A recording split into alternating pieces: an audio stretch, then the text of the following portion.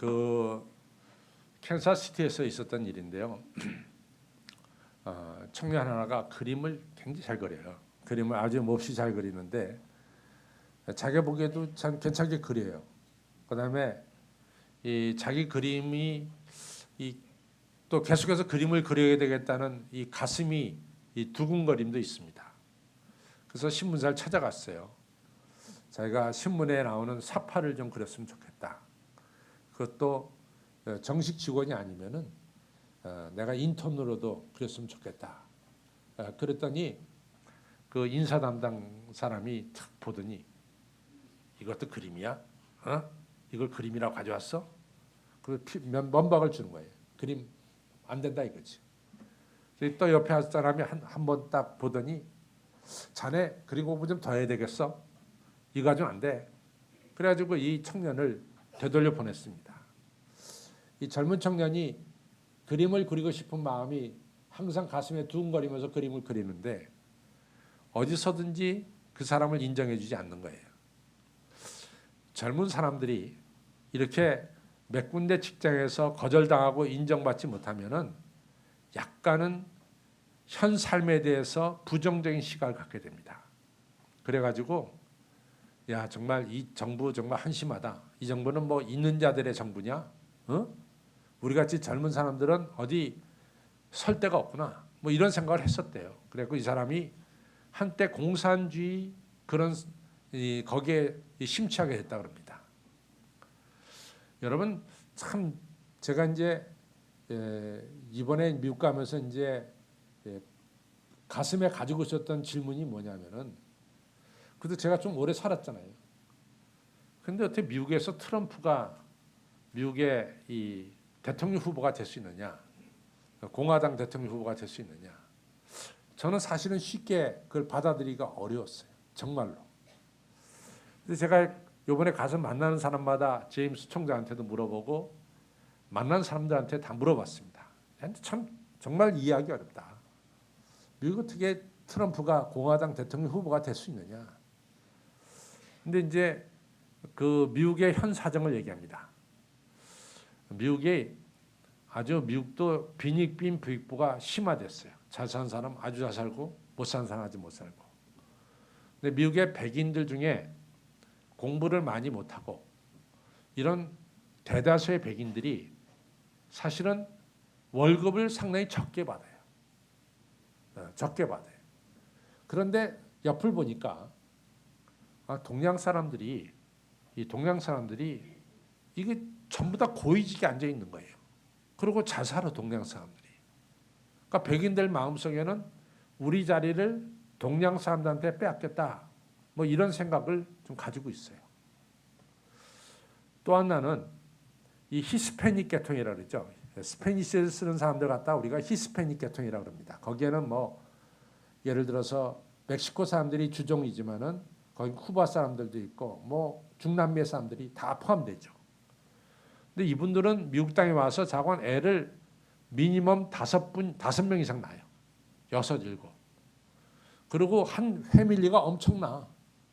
근데 잘 못 먹고 사는데도 불구하고 이 사람들은 항상 해피해. 행복해. 그러면서 미국 땅의 인구수를 이 사람들이 점유하고 있습니다.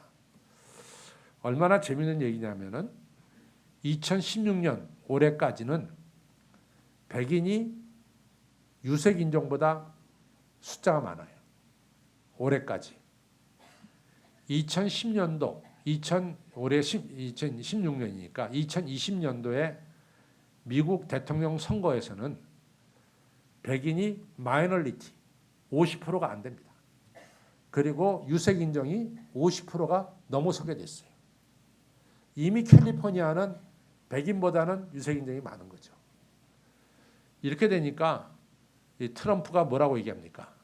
미국하고 멕시코 사이에 담을 쌓겠다는 거냐. 멕시코 사람 못 오게. 여긴 백인들의 땅이지 왜 멕시코 사람들이 들어오느냐. 또 우리나라한테는 방위비 100%를 부과시켜서 한국이란 나라가 말이지 미국의 돈을 뺏어가는 나라가 되는데 그거 못하게 하겠다. 뭐 이런 얘기를 하잖아요. 이렇게 이제 하니까 미국의 백인들, 그다음에 잘 못 사는 백인들이 트럼프가 우상이 된 거예요. 우상. 트럼프만 보면 정신없대 이 사람들이. 자기들을 구출해줄 구세주, 하나의 신처럼 돼버렸대요. 그래서 미국의 이 트럼프의 인기가 굉장히 강하다 이런 얘기를 하고 있어요. 참 걱정스러운 게 저희 나라로서는 한두 가지가 아니죠. 그렇죠? 네. 어쨌든 간에 이 캔사스시티 청년도 직장을 못 얻다 보니까 자연적으로 사회에 대해서 불만을 품고 공산주의를 오히려 신봉하게 됐단 말이죠. 근데 이 청년이 그래도 교회를 다녔는데 교회 목사님이 그랬어요. 우리 교회가 전단지를 만들어야 되니까 좀 당신이 전단지 그림을 좀 그렸으면 좋겠다. 그러니까 뭐 할 일도 없고 그러니까 목사님 또 부탁하니까 제가 뭐 하죠. 그런데 제가 작업실이 필요합니다. 소위 말해 스튜디오가 하나 필요합니다. 하나 좀 마련해 주세요. 그런데 교회를 아무리 보더라도 뭐 빈 공간이 없는데 하나가 딱 있는데 그건 뭐냐면은 창고가 하나 있어요. 그래가지고 그 창고를 갖다가 보여주면서 이거밖에 없는데 여기서 하겠냐? 그러니까 그 청년이 네 하겠습니다. 그래서 그 창고로 이제 스튜디오를 만들어서 거기서 그림을 그리기 시작했어. 근데 그 창고가 하도 오랫동안 방치했기 때문에 쥐들이 뭐 엄청나게 많습니다. 쥐들하고 이 젊은 청년하고 같이 지내게 됐죠. 그래서 그 쥐들 가운데 세계적인 스타가 하나 탄생했어요. 그 이름이 미키 마우스입니다. 그 다음에 이 사람이 월터 디즈니예요. 6월 16일 날 상하이 그 디즈니랜드가 열었다 그러잖아요. 근데 내가 신문을 잠깐 보니까 상하이에 디즈니랜드 올 사람이 어느 정도냐? 2,500만에서 3,000만이 1년에 다녀올 거다. 그다음에 거기서 창출되는 돈이 상하이가 한 3,000만 인구래요. 3,000만 인구의 0.8%를 차지할 거다. 이게 대단한 거예요. 뭐 놀이공원 하나가 그래서 3,000만이 사는 인구 거기에 예산의 0.8%를 거의 1%를 차지한다는 건요. 어마어마한 겁니다. 그러니까 월트 디즈니도 한동안은 굉장히 침체에 빠졌어요. 직장에서 쫓겨나고 그리고 어디서든지 자기를 인정하지 않고 쥐들이 우글거리는 방에서 그림 그리는 그러한 사람이었지만은 이 사람이 그 침체에서 벗어나서 오늘 얼마나 세계적으로 유명한 사람이 됐습니까? 인생에는 이상하게도 침체라고 하는 것이 찾아오는 것 같습니다. 여러분들 다윗왕도 보면은 다윗왕도 인생에 침체가 있었어요.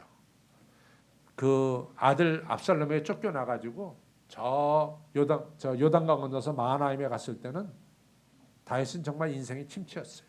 그 다윗이 이런 시를 썼잖아요. 하나님, 내가 하나님의 공정을 바라보면서 마음이 심히 약해졌습니다. 마음이 심히 낮아졌습니다.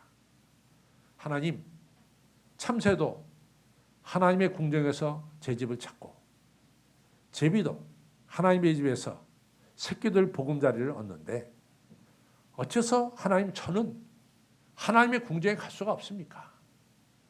제 마음이 땅바닥으로 낮아졌습니다. 이렇게 다윗 왕도 인생의 침체에 빠진 때가 있습니다. 오늘 우리가 읽은 성경은 엘리야가 인생의 침체에 빠진 것을 말씀하고 있어요. 엘리야가 어느 정도냐? 여러분들 신약 성경이 약 AD 390년경에 신약 성경이 완성이 됐어요. AD 397년까지 신약 성경이 완성될 때까지는 구약이란 말은 이 지구 역사상에 없었어요. 구약이란 말이 없었대요. 신약이란 성경이 397년에 만들어지고 나서 구약이란 이름이 붙여졌어요. 그러면 예수님 시대에는 구약을 어떻게 불렀느냐? 우리가 구약을 3등분 합니다. 첫째는 창세기, 출애굽기, 레위기, 민수기, 신명기 5권을 가리켜서 우리가 율법서라고 불러요. 이 율법서를 히브리 말로 토라라고 말합니다. TORAH, 토라라고 부릅니다. 그다음에 여호수아 사사기서부터 쭉 나머지 책들을 뭐라고 부르냐면 예언서라고 불러요. 예언서를 히브리 말로 뭐라 하냐면 네비움 그렇게 부릅니다. Neviim 네비움 이렇게 부릅니다. 그 네비움이에요. 그다음에 세 번째 부분이 시편을 비롯해서 시편, 잠언, 전도서, 아가서 이렇게 해서 성문서라고 불러요. 그 갖다가 케투빔이라고 불러요. 그래서 율법서의 큰 첫 글자인 T자와 예언서의 첫 글자 네비움의 N자와 그 다음에 성문서의 첫 글자 K자 TNK를 이걸 TNK를 구약이라고 불렀어요. TNK를. 그런데 TNK 하면 여러분들 좀 발음하기 어렵잖아요. 그러니까 거기다가 가운데 A자를 붙여요. 그래서 타낙 TANAK 그래서 타낙 하면은 이게 구약 성경입니다. 근데 이렇게 타낙이라고도 불렀지만은 구약 성경의 내용이 율법서와 예언서니까 구약을 그냥 신약 성경에서는 율법과 예언서 이렇게 얘기합니다. 또 때로는 율법과 예언서라고 말하지 않고 율법의 대표적인 자가 모세고 예언서의 대표적인 자가 엘리야예요. 그래서 모세와 엘리야가 너희에게 있지 아니하냐라고 하는 얘기는 너희에게 구약 성경이 있지 아니하냐 이런 얘기입니다. 그러니까 엘리야는 구약을 대표하는 위대한 인물이 엘리야예요. 근데 오늘 엘리야가 침체에 빠졌어요. 로뎀나무 아래서 내가 죽었으면 좋겠습니다. 이렇게 하나님께 말씀해요. 정말 침체에 빠졌어요. 여러분들 우리가 인생을 살다 보면은 항상 우리가 좋은 일만 있는 게 아니라 우리의 인생 속에는 때로는 침체도 있다. 이것을 우리가 알아야 됩니다. 근데 침체가 어디서 오느냐? 그것도 굉장히 중요한 것 같아요. 침체가 어디서 오느냐? 엘리야가요. 오늘 우리가 19장을 읽었잖아요. 한 장 전에 18장으로 가게 되면은 엘리야가 이해가 안 돼요. 왜냐하면 이 바알 선자들이 바알이 참신이고 여호와 하나님은 가짜다. 이렇게 얘기하고 사마리아 시내에다가 이방 신전을 잔뜩 지어놓고 그다음에 이 바알 선자들이 하나님 섬기는 선자들을 잠깐만 죽이니까 이 엘리야가 도대체 이게 아니다. 정말 신은 예수 하나님이 참신인데 왜 바알이 참신인 것처럼 이같이 사람들이 믿느냐? 이게 있을 수 없다. 이래가지고 엘리야가 바알 선자들에게 어느 신이 참신이냐? 우리가 한번 대결해보자. 이것이 오늘 우리가 19장을 읽었는데 18장에 나와요. 18장에 보면은 바알 선지자들이 세운 단이 있고 그 다음에 엘리야가 세운 여호와 단이 있습니다. 근데 바알 선지자는 450명이고 이 여호와를 섬기는 선지자는 엘리야 혼자였어요. 근데 바알 선지자의 이 바알 섬기는 이 신전 옆에는 또 누가 있냐면 바알의 아내인 이 아세라를 섬기는 이런 이 제사장들도 있었어요. 그래서 합치면 850명 대 한 명으로 어느 신이 참신이냐 대결하게 됐죠. 근데 약조를 맺기를 우리가 양쪽에다가 송아지 한 마리씩 놓고 하늘에서 불이 내려서 우리가 기도할 때 하늘에서 불을 내려서 그 재물을 태우는 신이 참신으로 하자. 이래서 서로 약조를 했어요.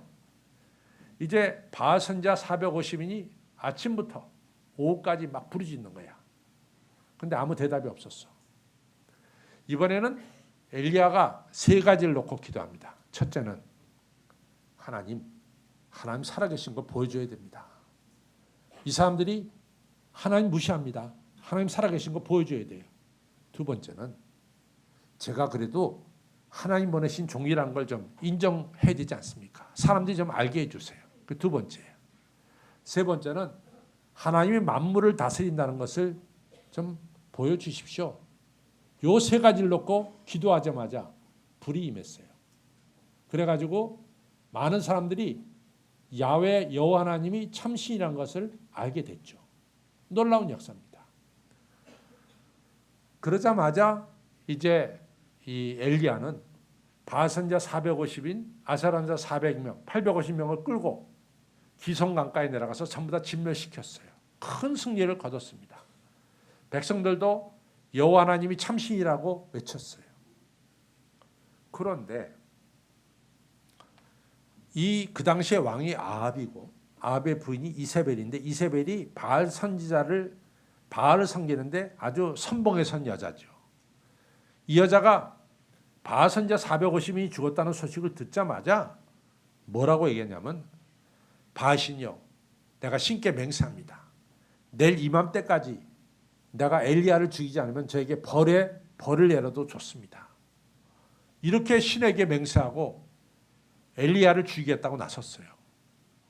근데 엘리야가 그 말을 듣고 겁을 먹고 지금 있는 자리에서 160km 떨어진 브에르세바로 도망가서 이같이 로뎀나무 밑에서 죽기를 구한 거예요. 참 중요한 건요, 사람이 최고의 자리에 이르렀을 때 그 다음에 침체가 오기 쉽다는 거예요. 최고의 자리에 이르렀을 때 그 다음에 침체가 오기 쉽다. 이것은 성경 여러 곳에서 볼 수 있어요. 예를 들어서 마태복음 26장에 보면은 예수님이 제자들에게 이런 얘기하거든요. 오늘 목자를 치르니 양들이 흩어질 거다. 그랬더니 베드로가 아이고, 자기한테 하는 얘기인 줄 알고, 예수님 그런 말씀하지 마세요. 저는요 절대로 예수님 안 떠납니다. 아니다, 너 오늘 닭이 울기 전에 나를 버릴 거야, 부인할 거야. 아닙니다, 제가 죽을지언정 저 예수님 안 떠납니다. 아주 자기 의지가 충천했어요. 아주 강했어요. 자기는 죽으면 죽어도 예수님 떠나는 법 없다, 이렇게 아주 충천했어요, 의지가. 근데 그 다음에 바로 예수님 3번 부인하잖아요. 최고의 정점에 올랐을 때 어느 순간 이같이 침체에 빠지는 것을 우리가 볼 수 있습니다. 참 이상해요. 누가복음 15장도 마찬가지예요. 탕자가 부잣집 둘째 아들이야. 모자람이 없어. 탕자 생각에는 이제 돈만 있으면은 자기는 뭐 최고로 살 것 같아. 그래서 아버지한테 여러 가지 이야기를 해서 돈을 타냈잖아. 그리고 마을에 가니까 사람들이 다 이 둘째 아들을 갖다 높였어요. 야, 부잣집 아들, 좋은 집 아들, 돈 많은 아들. 아주 올라갈 대로 올라갔어요. 그래도 어떻게 됐습니까? 돼지가 먹는 지은 열매도 못 먹게 됐어요. 우리 인생에 침체가 오는데, 침체는 언제 오느냐? 우리가 최고점에 올랐을 때 자칫 잘못하면 침체 온다 이거지. 자칫 잘못하면 침체 옵니다. 우리 교회가 다음 달에 새성전에 들어갑니다. 가장 중요하고 조심해야 될 때가 다음 달부터 우리 교회가 새 예배당에 들어갈 때부터 조심해야 됩니다.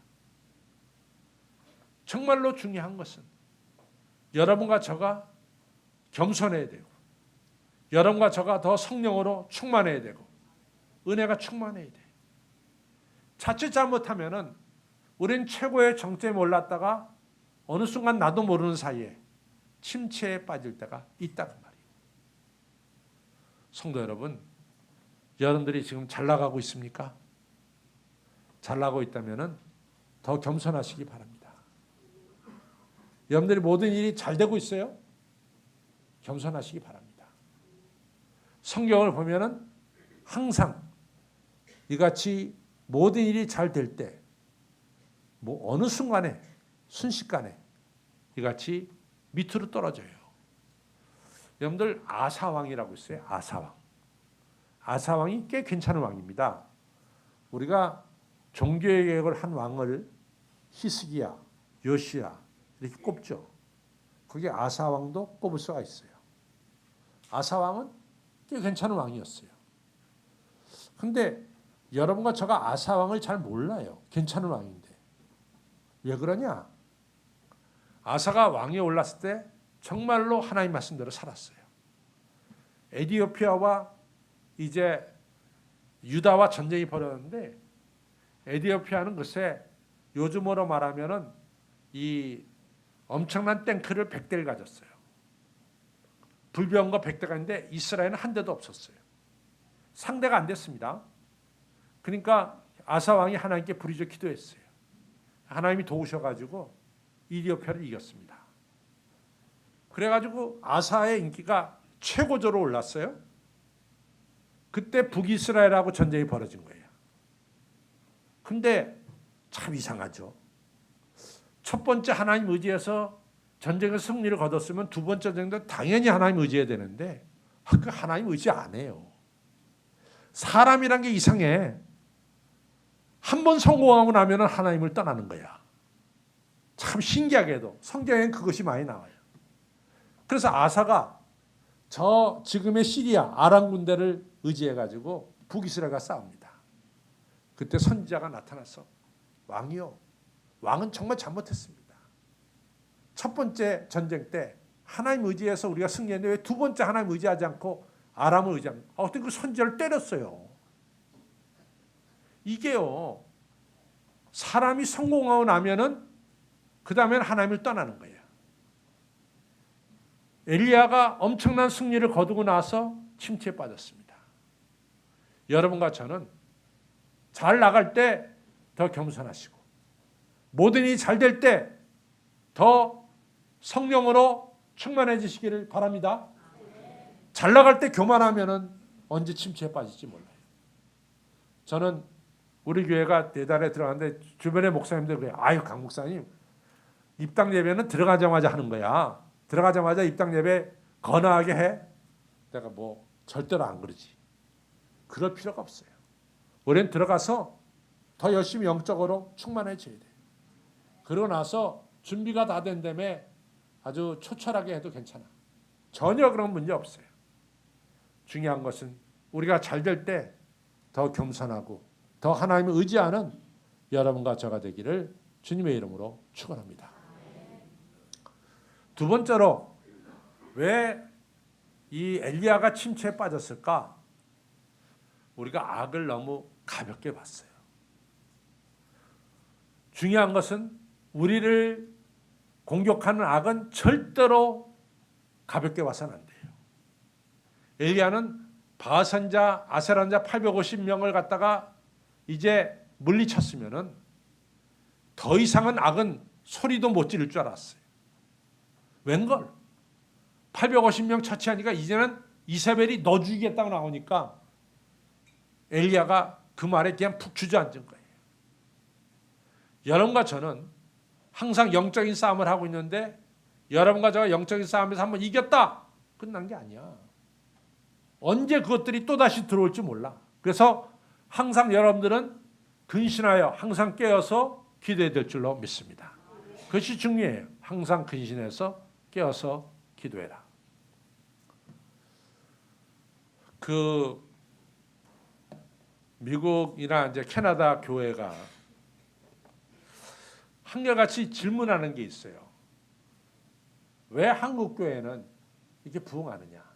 정말 한국 교회 부흥은요, 이게 인류 역사에 남는 부흥이에요.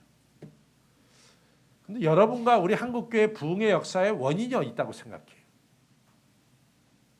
저는 새벽 기도에 있다고 생각합니다. 새벽 기도에 있습니다. 새벽 기도하는 나라는 대한민국밖에 없어요.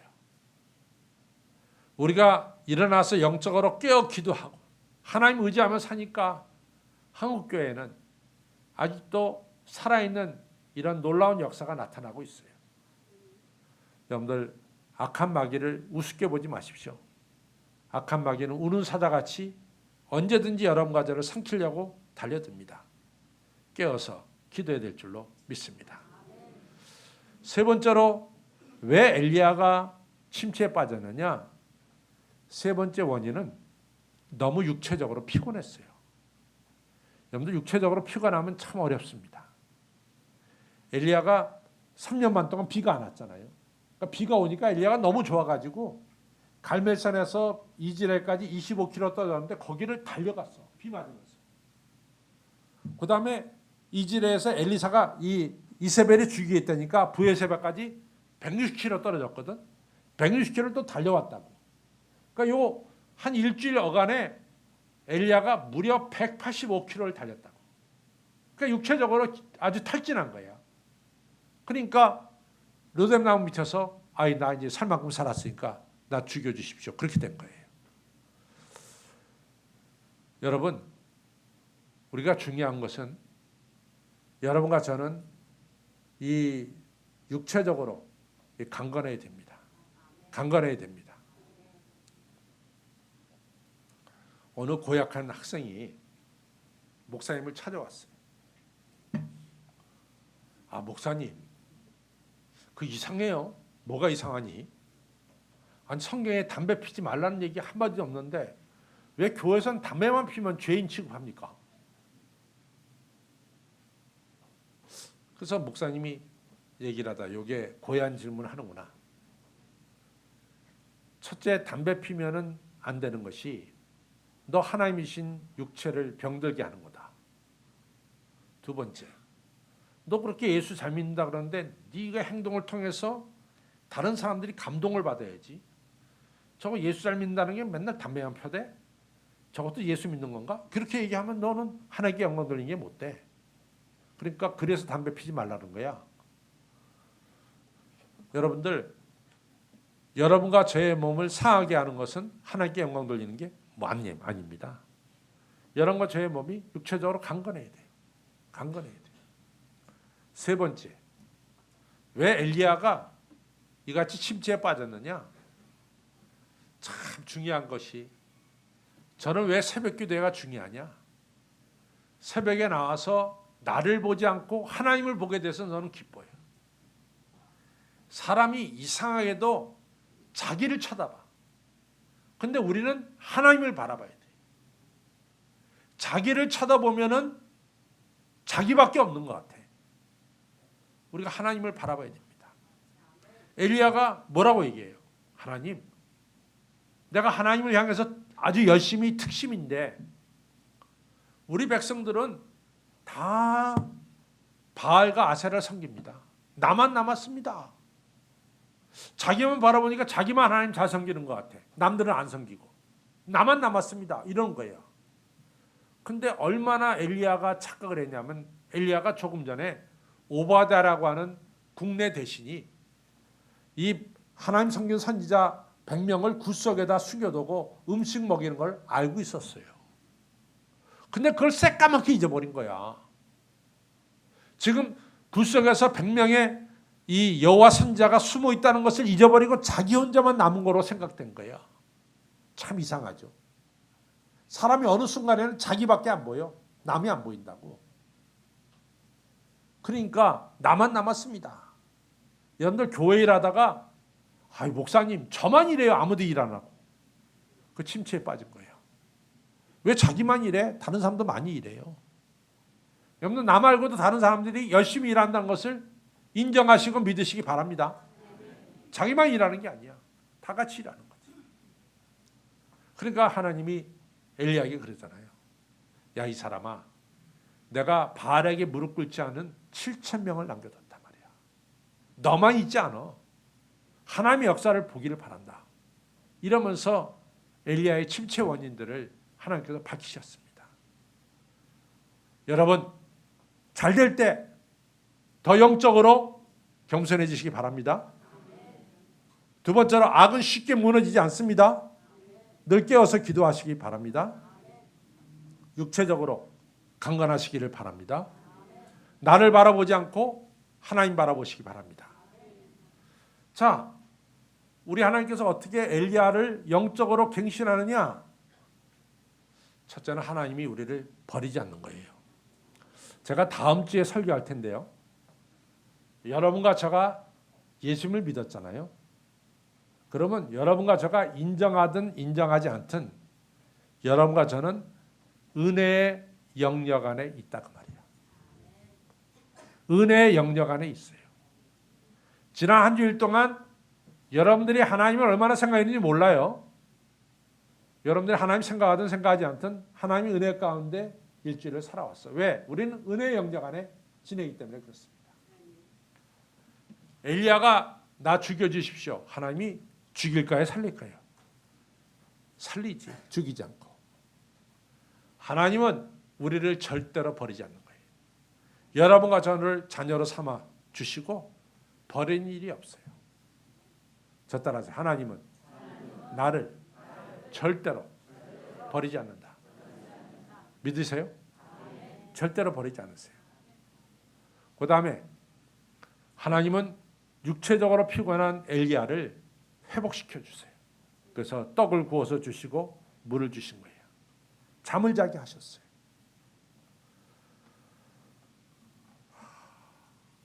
여러분들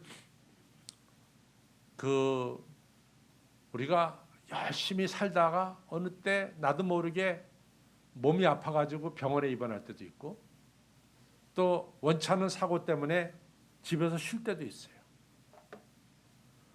그러고 나서 한번 되돌아보십시오. 여러분들 영적으로 회복됐습니까? 회복이 안 됐습니까? 영적으로 회복됩니다. 하나님은 여러분과 저가 여러 방면을 통해서 육체적으로 강건하게 만들어주시고 영적인 회복을 시켜주신 거예요. 세 번째로 하나님께서 엘리야에게 그래요. 너 호렙산에 와라. 그래서 엘리야가 호렙산까지 갑니다. 그때 엄청난 바람, 어마어마한 바람이 불었어요. 야, 이 회리바람은 신이 아니면 만들 수 없는 바람이야. 그래서 하나님이 거기 계신 줄 알고 쳐다보니까 하나님이 안 계셔. 그 다음에 땅을 흔드는 지진이 일어나는데 막 왔다 갔다 엄청난 지진이 막 땅이 쩍쩍 갈라지는 지진이 일어났어. 거기 하나님 계실까 보니까 거기도 하나님 안 계셔. 그 다음에 불이 일어났는데 어마어마한 불이 일어났어요. 거기도 하나님은 안 계셨어요. 바람 가운데도 안 계시고 지진 가운데도 안 계시고 불 가운데도 안 계셨어. 오늘 성경에 하나님은 그런 엄청난 일들이 지나간 뒤에 아주 세미한 음성으로 엘리야를 부르시는 하나님의 음성을 엘리야가 듣게 됩니다. 그래요. 여러분과 저가 영적 갱신은 엄청난 일을 통해서 일어나는 게 아닙니다. 바로 이 시간, 예배드리는 이 시간, 세미한 하나님의 음성을 통해서 우리의 영적 갱신이 이루어짐을 믿으시기 바랍니다. 여러분, 이 시간이 하나님의 음성을 듣는 시간이에요. 하나님은 이 시간 세미한 소리로 여러분과 저에게 역사하시는 것을 믿으시기 바랍니다. 하나님의 음성을 들어야 돼. 하나님의 음성을 들어야 돼요. 그 다음에 하나님은 엘리야에게 이런 얘기하죠. 엘리야야, 너 시리아 아람에 가서 하사엘에게 기름 부어 왕을 세우고, 너 북이스라엘 가서 예후에게 기름을 부어서 왕으로 세우고, 너 엘리사를 만나서 엘리사에게 기름을 부어서 내 뒤에 이을 선자로 세워라. 일을 맡깁니다. 그리고 엘리야는 그 일을 잘 감당하고, 엘리야가 이 땅에서 죽었을까요? 죽지 않았을까요? 어떻게 됐을까? 불경 못하고 하늘에 올라갔어. 침체에 빠졌던 엘리야가 불병거 타고 하늘에 올라갈 때도 사명을 감당하면서. 제가 이번에 옛날 교인을 만났어요. 옛날 교인. 제가 미국서 목회할 때 교인을 만났는데 저보다 한 살 위인데, 이분이 제가 미국에서 목회할 때 아주 우리에게 충실한 집사였는데 맨날 그래요. 목사님, 저는요 이상하게 하나님이 신학을 시키는 것 같아요. 그래서 저 신학을 언젠가는 해야 될 것 같아요. 그래, 그래서 그런 감동을 받았냐? 그랬더니 감동 받았대. 그러면 빨리 신학을 하시지 그러세요. 그랬더니 목사님 아시다시피 제가 지금 벌려놓은 게 많지 않습니까? 사업을 잘해야 되지 않습니까? 그래. 그리고 이제 벌써 오래된 얘기니까요. 그리고 나서 이제 이 지난 주간에 제가 저 있는데 왔어요. 목사님, 정말 1980년, 2010년, 30년 만이지. 목사님, 제가 신학을 졸업했습니다. 그래. 아이고 축하합니다. 드디어 하나님이 계시하신 걸 이루셨네요. 그랬지. 그랬더니 이분이 하는 말씀이 목사님 그런데요. 제가 영적으로 너무 침체되어 있습니다. 왜 그럴까요? 그래 그래서 답은 빠네. 왜 그럴까가 아니라 답은 빠네. 일을 안 하기 때문에 그래. 신학을 공부하고 나서 일을 안 하기 때문에 영적 침체에 빠진 거예요. 엘리야가 영적으로 회복된 것은 사명을 감당하기 때문에 회복됐어요. 베드로가 오늘 베드로가 된 것은 요한복음 21장에 내 양을 치라 할 때 내 양을 쳤기 때문에 베드로가 된 거예요. 우리 한번 글로리아 성가대를 좀 봅시다. 내가 아침에 시온에도 물어보고 두 번째 할례도 물어봤거든요. 글로리아는 봐야 되겠어요. 글로리아는 찬양하면서 은혜를 받습니까? 안 받습니까? 은혜를 받습니까? 이봐 소리가 너무 작어. 은혜 받습니까? 은혜 받습니까? 세 번은 얘기가 나온다고. 근데 오늘 지금 3부 예배는 그냥 기적 같아요. 제가 2부 예배 때 기침이 얼마나 났는지 정말 설교를 도중에 그칠 수밖에 없는데 설교를 그칠 수 없잖아. 그러니까 꾸역꾸역 설교를 마쳤다고. 근데 내가 물어보니까 3번 대답할 때 아멘 소리가 크더라고. 내가 이같이 목이 아픈데 3번씩이나 말하게 만드냐. 한 번에 그냥 찬양하면서 은혜 받습니까? 그러면 무조건 뭐요? 그렇지 나와야지 한 번에. 여러분들 일할 때 은혜 받게 되는 줄 믿으시기 바랍니다. 일할 때 은혜 받는 거예요. 일하지 않으면 은혜를 못 받아. 능력을 못 받아. 일하면서 우리 신앙이 갱신되는 거예요. 하나님의 음성을 들으면서 신앙이 갱신되고 일하면서 우리의 신앙이 갱신되는 역사가 일어나게 됩니다. 하나님의 음성 들으시고 열심히 일하시는 우리 한신의 성도님들이 되시기를 주님의 이름으로 축원합니다. 하나님 아버지 감사합니다. 저희들로 하여금 오늘 이같이 하나님 앞에 예배드립니다. 우리 귀한 성도님들 오늘 하나님의 음성 듣게 해주시고 그리고 맡겨진 일을 열심으로 잘 감당해내서 엘리야처럼 능력의 종들이 다들 되게 하여 주시옵소서. 저희들 잘 될 때 겸손해서 영적 침체에 빠지는 일이 없도록 저희들 막아 주시옵소서. 늘 성령께서 저희들 붙들어 주시고 하나님의 음성 듣고 일하는 하나님의 성도들로 세워 주시옵소서.